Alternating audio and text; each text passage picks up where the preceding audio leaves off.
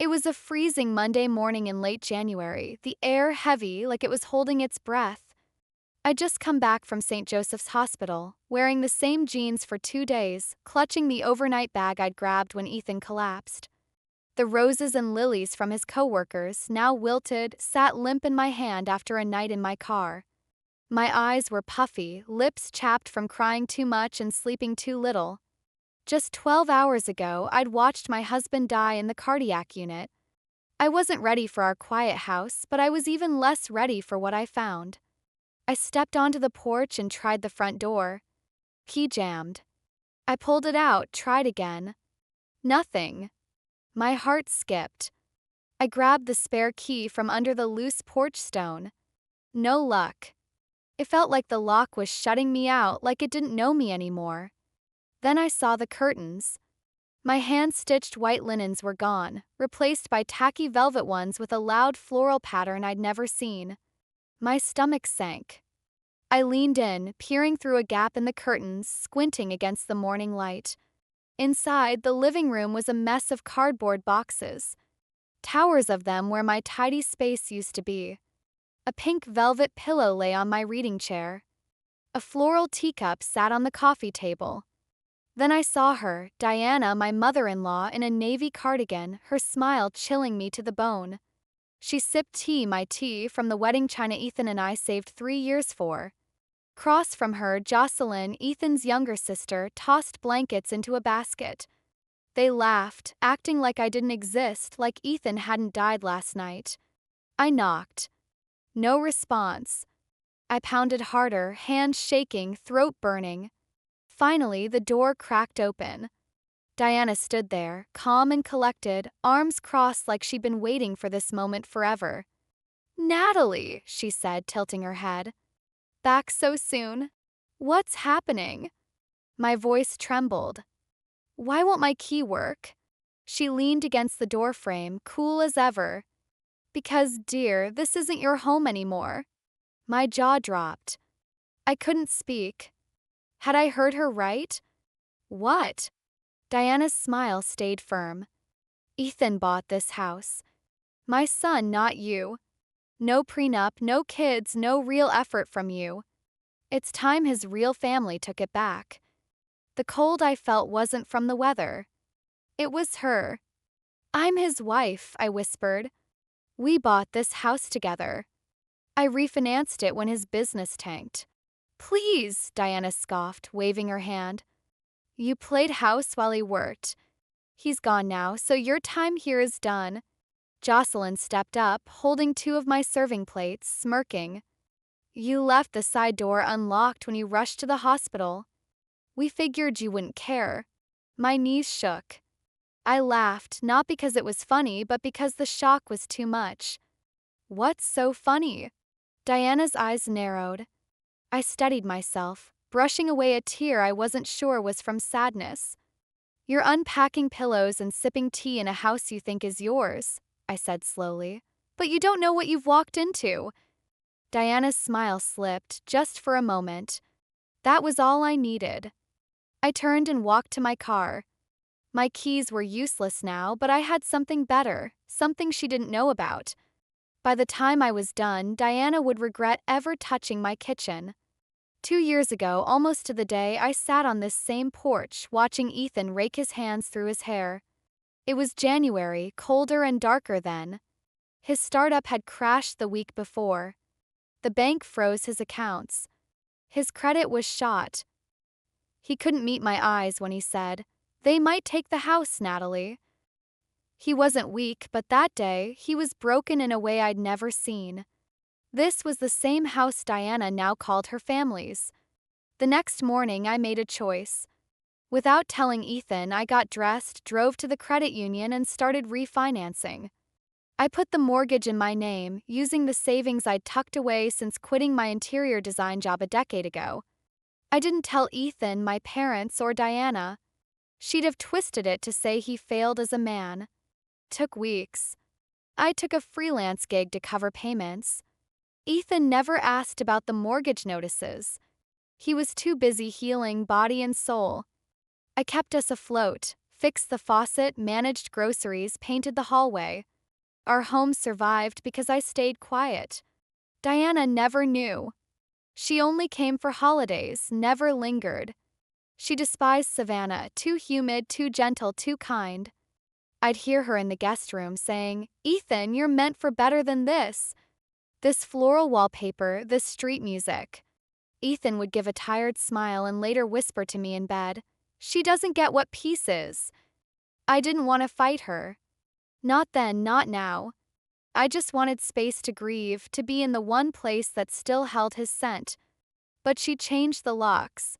After that showdown, I sat in my car outside the house for hours. The January chill crept into my coat, but I didn't move. I didn't cry. My body didn't know how to react. How do you handle losing your husband and your home in one day? I drove to a motel off Highway 204, a place that stank of bleach, mold, and something sharp. Using Ethan's emergency credit card, the only one still working, I booked a room for 3 nights. I sat on the bed's edge, staring at my bag. No clothes, just hospital papers, an unopened book, and Ethan's last voicemail. His heart had stopped the night before.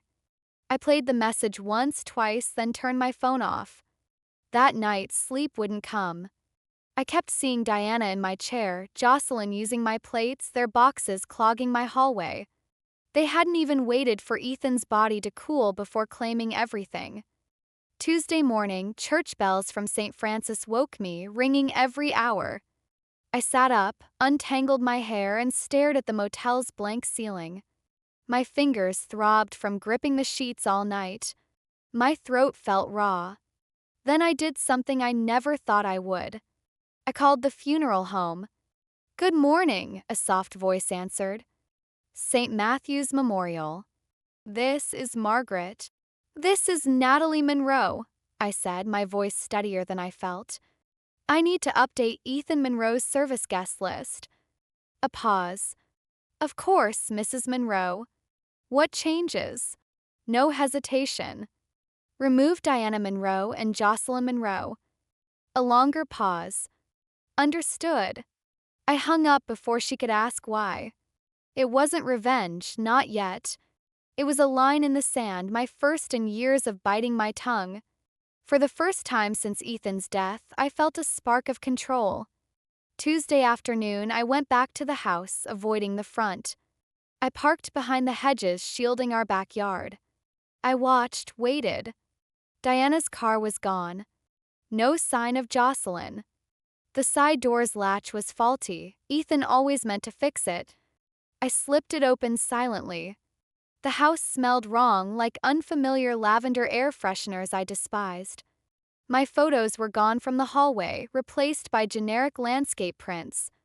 My chest tightened as I saw the couch pillows rearranged. Ethan's spot was bare, no blanket, no mug, no trace of him. No time to grieve. I hurried to Ethan's office, a cramped room between the guest room and laundry, stuffed with wires, books, and his cologne's faint scent. Diana called it a junkyard and hated it. I knew she wouldn't touch it. I was right. The room was untouched, a mess only Ethan could organize. Papers in stacks, receipts half-sorted, USBs labeled in his neat, all-caps handwriting. I stood in the doorway, letting the quiet wrap around me. Then I started searching. Top drawer, freelance job receipts. Second drawer, business cards, old flash drives, a sticky note about a dentist appointment. I dug through it all, not sure what I needed. A memory, a signature, something to tie me to him in this house. Then I saw it, a thin black folder tucked between manuals on his desk, labeled in Ethan's handwriting, "Postnup, do not discard." I froze. We'd never done a prenup. Married in our mid-30s, broke but in love, Ethan said paperwork killed romance. A postnup? I opened it carefully. 3 pages, legal letterhead, dated 2 weeks after our second anniversary. I scanned the text, my name, his signatures, terms. There, highlighted. If the husband passes, all joint assets, including real estate, go to Natalie Monroe unless a will says otherwise. No will existed. This was solid. Behind the pages, a folded note in Ethan's familiar scrawl, darker ink than usual. For lines, if you're reading this, something bad happened. If Mom tries anything, show this to your lawyer. You know how she is. Keep this safe, Ratch. My breath hitched. His handwriting hit me hard, the R in my nickname, his simple e-signature like a note from school. My legs gave out and I sat. I read it again, then again. My heart twisted, grief, relief, guilt, gratitude. Ethan knew Diana wouldn't stop.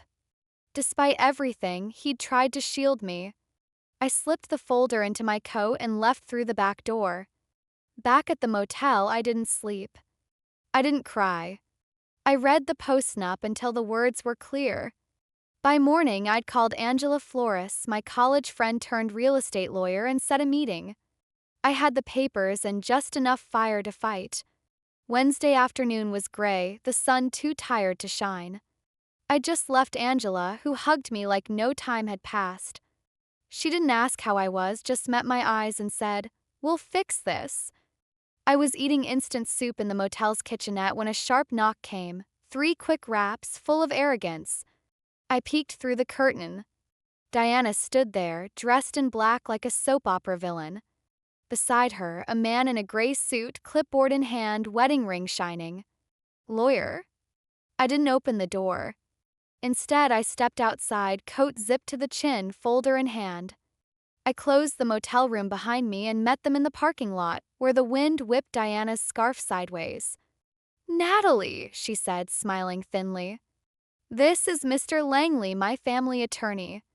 We're here to discuss next steps regarding the house." "Next steps," I repeated, my voice even. Diana nodded, like this was a real estate negotiation between civil parties and not a home invasion staged during a funeral week. Since Ethan left no will, his estate, including the house, is subject to division among next of kin. As his mother and sister, we have legal rights. "I'm his wife," I said, "the only legal spouse." Mr. Langley cleared his throat, already uncomfortable. "What Mrs. Monroe means is that without a clear testamentary directive, probate law permits certain—" "I'm so glad you're both here," I interrupted, calm but firm. I held up the black folder. Diana's smile faltered. "This is a notarized postnuptial agreement," I said. "Signed 3 years ago, 2 witnesses, legal letterhead. It transfers all shared assets to me, the spouse, in the event of Ethan's death." I let the silence sink in.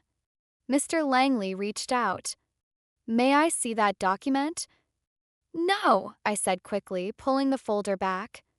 "You'll get a copy through official channels. I've already retained counsel."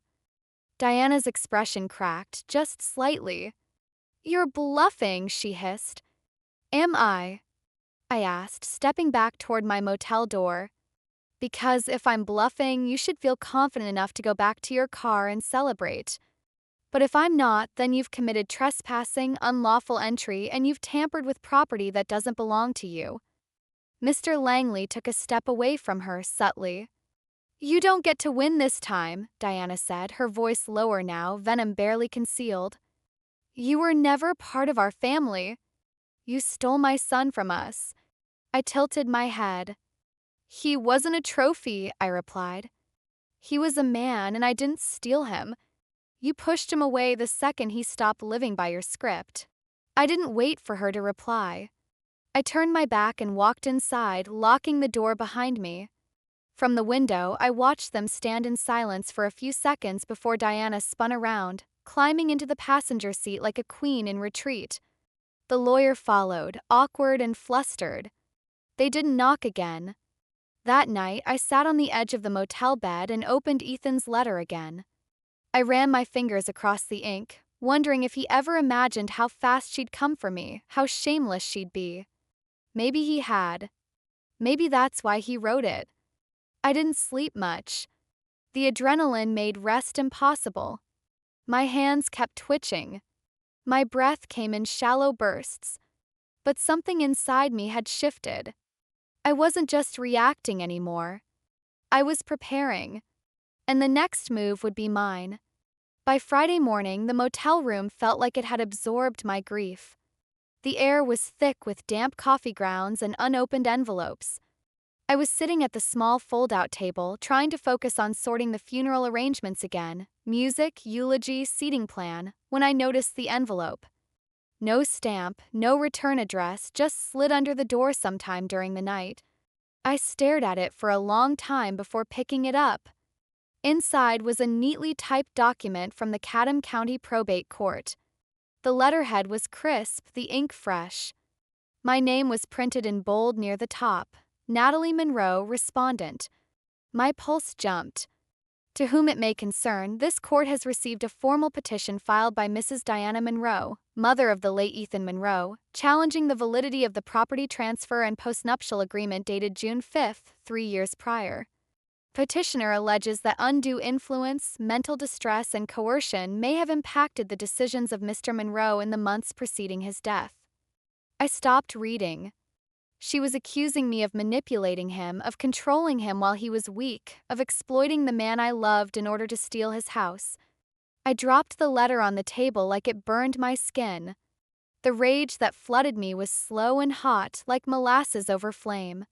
Not explosive, not even loud, just steady, just final. I picked up my phone and called Angela. "I figured you'd call," she said before I could say anything. "She's saying I coerced him," I said flatly. "That I forced him to sign the postnup." Angela's voice was calm. Too calm. "That's not new. It's what people do when they don't have legal footing. They sling mud and hope something sticks." "She wants to take everything," I whispered. "Not just the house. She wants to rewrite who he was, who we were." "She wants control," Angela corrected. "This isn't about money, Natalie." It never was. I stared at the corner of the ceiling, feeling that cold motel air wrap around my ankles. "I want to fight her," I said. "Not just stop her. I want to destroy her." Angela paused. Then her tone shifted, steel under velvet. "Good. But we do it smart. You don't speak to her. You don't respond. You let me build this like a wall, one brick at a time." We hung up. I stared at the court letter for a long time, then folded it, slid it back into the envelope, and tucked it into my suitcase. That afternoon, I received a text message from a number I hadn't seen in over a year. James Harding, Ethan's former business partner. "Hey, Natalie. I don't want to get involved, but Diana reached out. She asked about Ethan's mental state during the last few months. Wanted to know if I had emails, medical stuff, anything about confusion or forgetfulness. I didn't say anything, but she mentioned that one investor meeting, remember? He came back pretty out of it. I just wanted to give you a heads up." I stared at the message until the screen went dark. Of course, I remembered that day. 3 months before Ethan died. He'd come home from a client meeting pale and shaken. Said he forgot where he parked. Forgot the name of the guy he just met. He blamed it on stress, insomnia, too much caffeine. But Diana, she must have gotten wind of it. She was building a case. If she could convince the court that Ethan hadn't been of sound mind, even if it was all circumstantial, she could unravel everything. Undue influence was hard to disprove, especially if it came with whispers with concerned family and unanswered questions. That was the moment I remembered something Ethan said, almost offhand, one night after dinner. "I have an appointment at St. Michael's next week," he'd said. "Neurology, just to rule stuff out. Probably nothing." I hadn't gone with him. He told me not to worry. I scrambled off the bed, yanked open my suitcase, pulled out the folder of documents, and dumped it across the bedspread. I tore through everything: utility bills, mortgage receipts, old birthday cards, even a dentist reminder. Then, tucked inside a pile of unopened mail from 3 months ago, I found it, a sealed envelope from St. Michael's Neurology Clinic. My hand shook as I opened the envelope. "Dear Mr. Monroe, your recent cognitive assessment shows normal results. No signs of early cognitive decline." I read it 3 times, my breath finally escaping after a week of holding it. Ethan was fine, and this letter proved it. Monday morning, 1 week after Ethan's death, 5 days since Diana's court petition, 3 days since I found the neurologist's letter that changed everything. The Montgomery Street courthouse felt cold, even in spring, steel benches, marble floors, echoes of shoes and whispers. Angela met me outside, hair in a tight bun, folder ready, eyes sharp. "Ready?" she asked quietly. "I'm ready," I said, feeling steady for the first time in days. Courtroom was sparse, just a few people. Diana sat up front in black lace, clutching a tissue like a prop, her posture perfect. Jocelyn sat beside her, head down, playing the grieving daughter.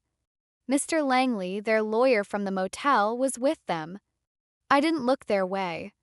Angela and I took our seats at the respondents' table. My hands trembled, but my spine stayed straight. I was here to defend what Ethan and I built. The judge, a woman in her 60s with silver glasses and weary eyes, started the session. Mr. Langley spoke first, his voice soft, careful, painting Diana as a worried mother. He mentioned Ethan's sudden death, hinted at questionable documents signed under emotional strain, avoiding coercion but letting it linger. Diana shed a single, perfectly timed tear. Angela rose calmly when our turn came. No drama, just facts laid out like a winning hand. The notarized postnup, the deed in my name, my mortgage payments, and the St. Michael's letter signed and dated. She handed it to the judge, saying, "This confirms Ethan's full mental capacity 3 months before his death." The room went quiet. Mr. Langley stumbled. "Your Honor, we should still consider emotional factors." "Any evidence?" the judge asked, her voice flat. "Medical records? A doctor's testimony?" He hesitated. "No, Your Honor." "No grounds," she said, writing. "The postnup is binding. The deed is Mrs. Monroe's. The house is hers. Case dismissed." The gavel hit like a thunderclap. I didn't cheer or smile. I just breathed out, long and slow, releasing a weight I hadn't noticed I was carrying. Sighed, the sky was bright blue, birds singing in the oaks like nothing happened. I didn't expect Diana to follow, but her heels clicked behind me on the steps. "You got the house," she said, voice sharp as glass, "but you can't erase me. I'm his mother." I turned slowly. "You erased yourself," I said. She blinked. "What?" "When you broke into our home, stole his things, lied in court. Ethan knew you, Diana. That's why he wrote the letter. That's why he signed the postnup." Her face faltered just enough. I stepped closer. "If you come near me again, I won't need a judge. I filed a restraining order." She stepped back. "You can't bar me from his funeral," she hissed. "I already did," I said calmly. "I called the funeral home after you changed the locks. You're off the list. Show up and they'll remove you." Her lips twisted. "You spiteful." "No," I cut her off. "I'm free." I walked away, head up, never looking back. Chapel smelled of lilies and cedar polish. It was Tuesday, 1 week since Ethan's heart stopped. The service was set for noon, but by 11:15, pews were filling, friends, neighbors, Ethan's old clients from Atlanta and Charleston. "I'm so sorry," they whispered, hugging me. "He loved you so much. He raved about your garden plans, said you were his piece." I nodded, gave soft smiles, held back words too heavy to say. Angela arrived before 11:30, sitting quietly up front, not as my lawyer but my friend. She didn't need to speak. The musicians tuned softly. The minister flipped through notes. Thinzern sat on a table, draped in blue velvet, his favorite color. I picked it myself. Then I saw them, 2 shadows in the back pew, barely noticeable, but I was watching. Diana and Jocelyn in coordinated black, veils subtle but fake, like actors in mourning. They weren't invited. I'd insured it. The funeral home promised to stop them, but someone slipped up. Now they sat, pretending they belonged. I froze, staring across the chapel. My heart pounded, not from grief but rage. I'd buried Ethan once. I wouldn't let them turn his memory into their stage. Angela leaned in. Want me to deal with it? She whispered. I shook my head. This was mine to handle. I walked down the aisle, heels loud in the sudden quiet. Heads turned. The music stopped. The minister stepped back, sensing something bigger than words. I reached the back. Diana looked up, her smile small. Jocelyn's eyes darted away. You're not supposed to be here, I said softly. We're not going, Diana said, her voice low and proud. I'm his mother. You should have honored his wishes, I replied. I'm his wife, the one he chose. She stiffened, defiant. You can't stop me from grieving my son. You're not grieving, I said. You're pretending. She blinked. I'll walk out right now, I continued, and take the minister with me. We'll hold the service in a park, a lot, or my kitchen. I don't care. But you won't sit here acting like you didn't try to erase him. You don't get to use his death to seem noble. No one moved for a moment. Then Jocelyn spoke, soft, eyes down. Mom, let's go. Diana stared at her, shocked. They don't want us here, Jocelyn added. Let's stop acting. Jocelyn stood, and slowly Diana followed. No drama, no shouts, just their heels clicking and the chapel door shutting softly behind them. I turned back to the altar. The room breathed again. I walked to the front, music starting up, the minister nodding. My hands steady, I stood by Ethan's urn and said goodbye, not amid lies or venom, but in quiet truth, surrounded by people who knew him. For the first time since he died, I felt peace. The next day dawned with a hush that settled over the house like a thick fog, not the comforting kind that wraps you in softness, but the heavy, oppressive sort that presses down on your chest, daring you to shatter it. I stood at the kitchen sink, my fingers wrapped around a chipped mug that had seen better days. Its blue glaze faded from countless washings, a relic from our early marriage when Ethan and I would argue over who got to use it first.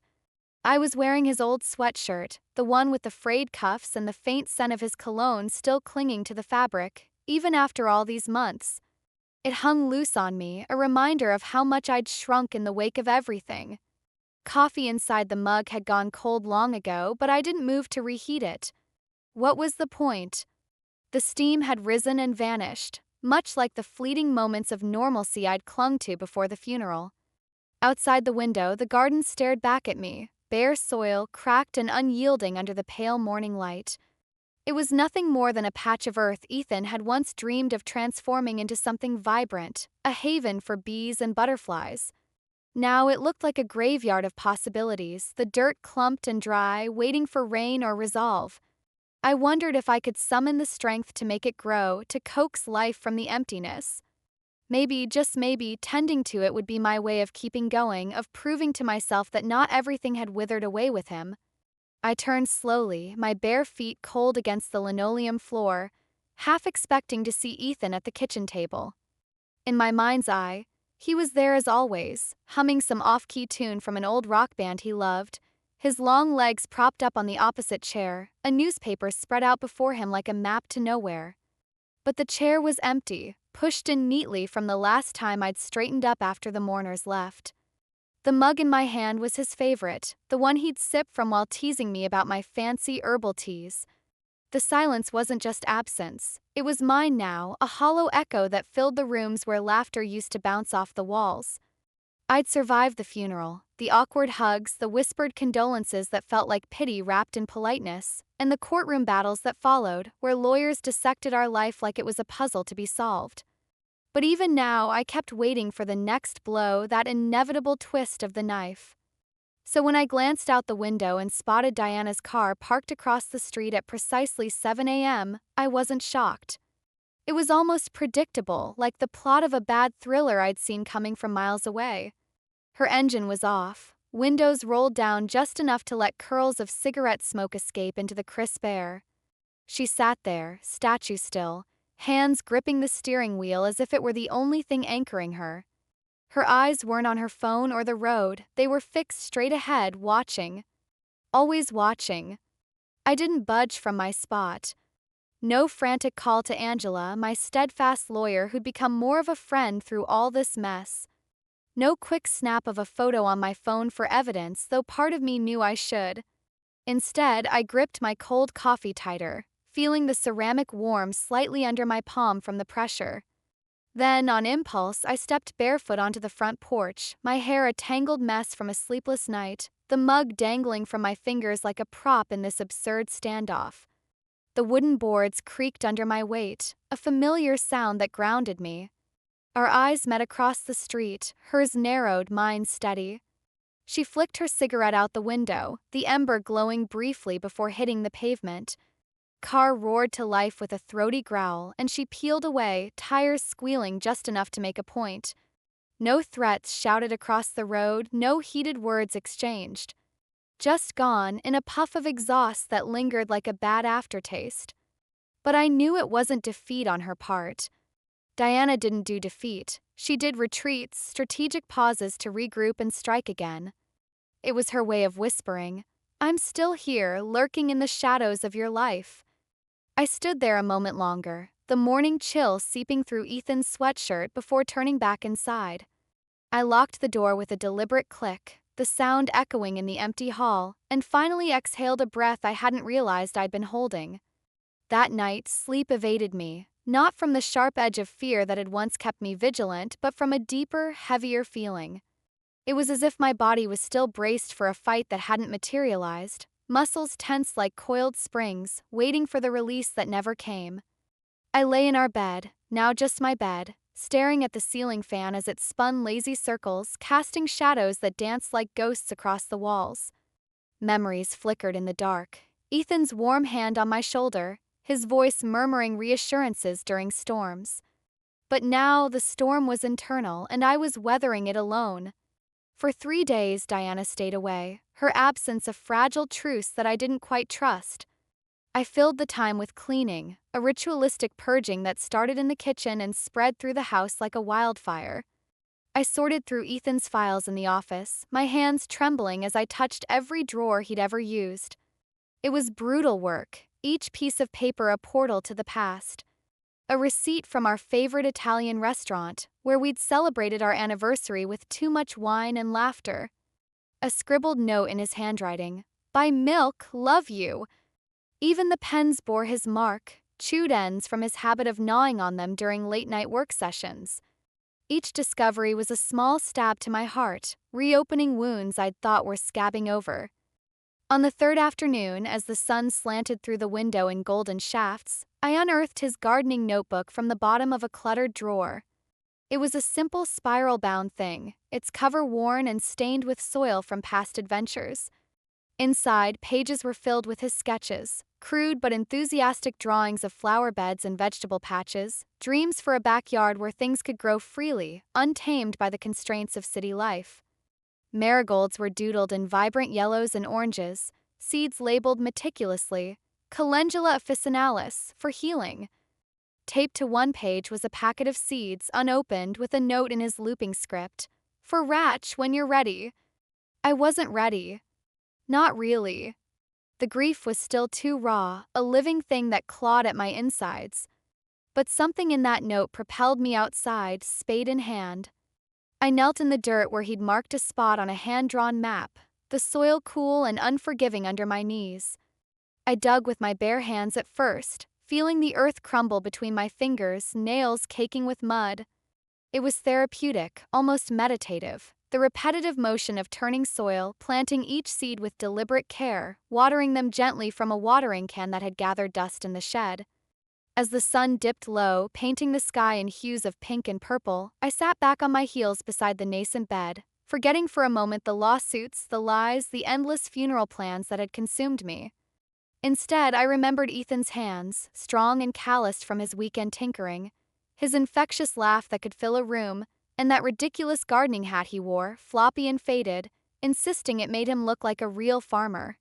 That night, as I washed the dirt from my hands, a sense of tentative peace settled over me. But peace, I learned, was fleeting. The front door, just as I was about to turn in, I spotted an envelope slipped under the mat. No stamp, no postmark, no address.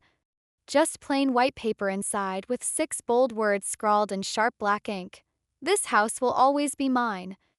I stared at it, the words blurring slightly as my eyes welled up.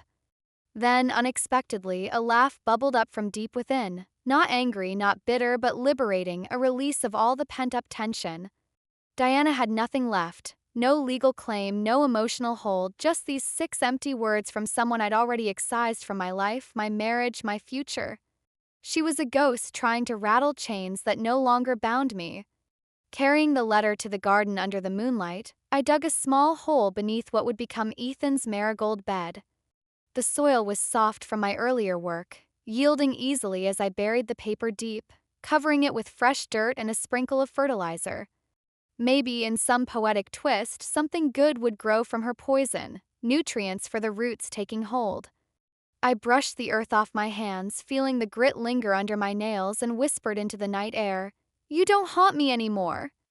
Inside, I brewed a pot of tea, adding a generous pinch of cinnamon just as Ethan always had. He'd say, with that wry smile of his, that grief needed a touch of sweetness to make it bearable. As the warm liquid soothed my throat, I felt the first stirrings of something new, not closure but a quiet resolve. Spring arrived early that year, as if nature itself was conspiring to heal the wounds winter had left behind. The air turned rich and fragrant, heavy with the scent of fresh soil overturned by rain and the sharp tang of lemon blossoms from the tree in the neighbor's yard. The garden, once just a barren plot echoing Ethan's sketched dreams, began to stir awake. Tiny, stubborn shoots pushed through the earth, their green tips defiant against the odds, reaching tentatively for the sunlight that filtered through the budding leaves overhead. Each morning became a ritual. I'd stand at the window with my coffee in hand, wrapped in Ethan's old flannel shirt that still carried the faint aroma of wood smoke from our last camping trip. No makeup to hide behind, no pressure to perform for the world, just me breathing in the quiet miracle unfolding outside. Diana was gone, truly this time. No more letters slipping under doors, no harassing calls that jolted me from sleep, no shadowy car lurking across the street like a predator. Maybe the restraining order Angela had fought so hard for had finally sunk in. Maybe the garden's quiet magic had warded her off. Or perhaps the truth, that Ethan had chosen me, rewritten his will to reflect our life together, had finally pierced her armor. I didn't care which it was. She was a fading shadow now, a memory I'd relegated to the dusty corners of my mind, left behind like last season's fallen leaves. The house transformed alongside the season, shedding its grief like old skin. I painted the guest room a soothing sage green, the color of new growth, rolling the brush over walls that had once echoed with Diana's judgmental sighs during her unwelcome visits. I took down the family photos she'd insisted on hanging, stiff portraits where she loomed large, her smile more possessive than warm, and replaced them with ones that captured joy, Ethan and me by the lake, our faces flushed from a day of kayaking, our dog Max, his tongue lolling in perpetual happiness, sunsets we'd chased on spontaneous road trips, dodging arguments with Diana in favor of open roads and freedom. The office got a thorough clearing, but I left one drawer untouched, Ethan's, filled with his odds and ends. Not a shrine to worship at, but a quiet promise to myself that some parts of him would always remain. Some nights, when the world outside hushed to a whisper, I'd sit by the open window, the cool breeze carrying in the scent of night-blooming jasmine. I'd talk to him then, my voice soft in the darkness, about the garden's progress, how the marigolds were budding with promise, how I was still here, holding on. No answers came back, of course, the dead don't reply. But when the wind stirred the curtains or rustled the leaves, I'd feel a subtle shift, a lessening of the loneliness that had become my constant companion. It was as if the house itself was listening, offering solace in its creaks and sighs. I went back to work not out of necessity. The inheritance Ethan had left me provided a cushion, but because I craved the structure, the purpose. Restarting my interior design business felt like reclaiming a piece of myself I'd set aside during the chaos. I took it slow, one client at a time, easing back into the rhythm of consultations and sketches. There was the widow, much like me, who needed her kitchen to feel like hers again after years of cooking for a family that was no longer whole. We pored over tile samples and cabinet finishes, her stories mirroring my own in ways that brought tears and shared laughs. Then came the retired couple, dreaming of a sunroom where orchids could thrive under glass, a sanctuary for their golden years. And the young woman fresh from a breakup, her eyes still puffy from nights of crying, wanting her apartment to reflect her independence. Bold colors, eclectic furniture, a space that screamed, "This is mine." They didn't know the full extent of my pain, but I saw fragments of myself in their vulnerabilities. I designed like I gardened now, with careful intention, a vision for what could be, and a quiet strength born from loss.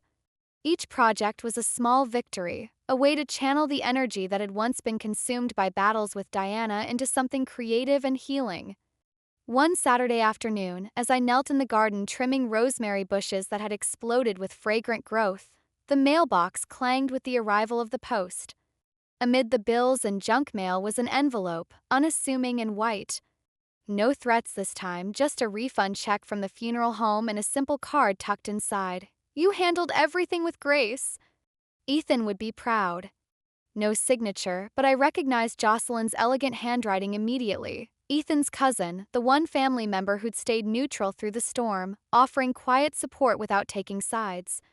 I slipped the note into Ethan's garden journal, nestling it between pages of his sketches. It didn't erase the past, the bitter words exchanged in court, the accusations Diana had hurled like weapons, but it was a gesture, a small bridge over the chasm of hurt. And in that moment, something was enough. By summer, the marigolds had erupted into a blaze of gold and orange, their petals like little fires dancing in the breeze. The garden was a riot of color and life now, mint sprawling wildly, rosemary releasing its piney scent with every brush of my hand, lavender humming with bees. I sat by the flower bed often, barefoot in the grass, dirt caking my hands, the sun warming my face like a gentle embrace. Whispering to the blooms, I'd say, "I didn't beat you, Diana, by taking anything from you. I won by not letting you take me away from myself." The breeze would rustle the leaves in response, carrying with it the soft, uneven tune of the porch chimes Ethan had hung years ago. And in those notes, I swore I could hear echoes of his laugh, deep and unrestrained, the sound that had first drawn me to him at that crowded party where we'd met. They say grief fades with time, like a photograph left too long in the sun. But that's not quite right.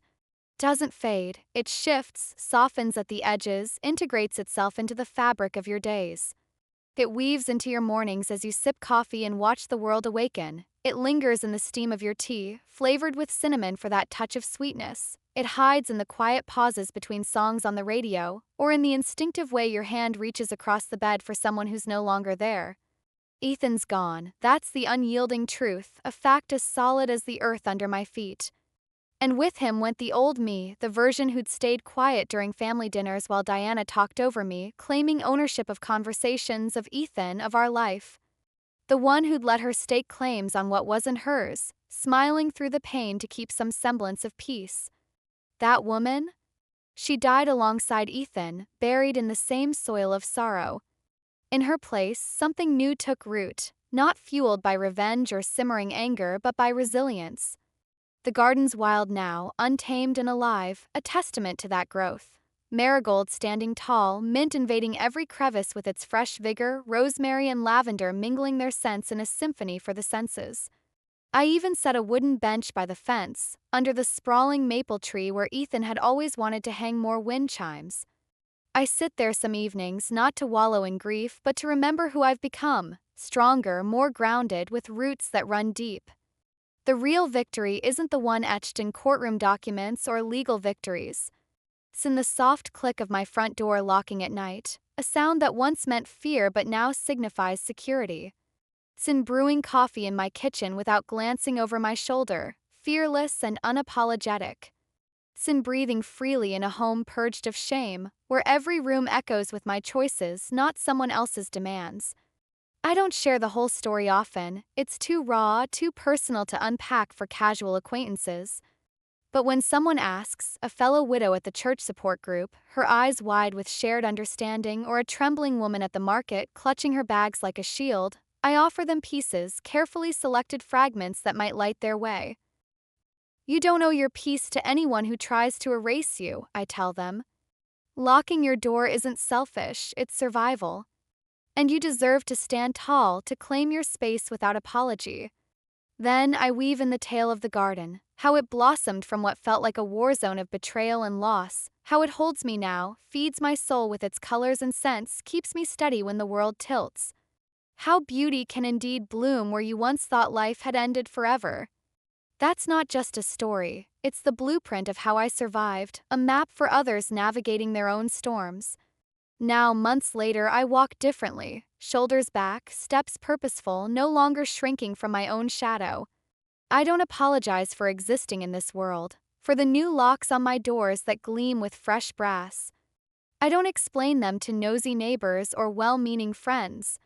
And I certainly don't flinch when I pass the spot across the street where Diana's car once idled like a threat. She's gone, vanished into whatever bitterness sustains her. She lost, not because I fought dirty, but because I chose to fight for myself. I'm not angry anymore, just done, utterly and completely. This house is mine now, every creaking floorboard and sunlit corner. This life is mine, shaped by my hands, my choices, my quiet triumphs.